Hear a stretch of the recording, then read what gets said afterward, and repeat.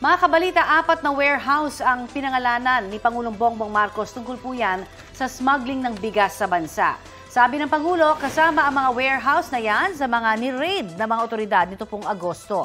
Mahaharap daw sila sa reklamong paglabag sa Customs Modernization and Tariff Act, Rice Tarification Law at Anti-Agricultural Smuggling Act of 2016.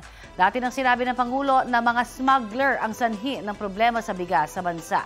Hindi na nagbigay ng malinaw na pahayag sa GMA Integrated News ang FS Ostia Rice Mill. Tumanggi namang magsalita ang Gold Rush Rice Mill. Hindi naman sumagot sa aming mga tawag ang San Pedro Warehouse at Blue Sakura Agri-Grains Corporation na iisa lamang ang may-ari.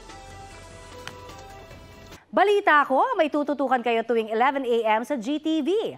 Alamin ang mahalagang balita at impormasyong dapat ninyong malaman sa Balita Ko tuwing Lunes hanggang Biyernes. Mag-subscribe din po sa GMA Integrated News sa YouTube. Sa mga kapuso naman abroad, maaari po kaming masubaybayan sa GMA Pinoy TV at www.gmanews.tv.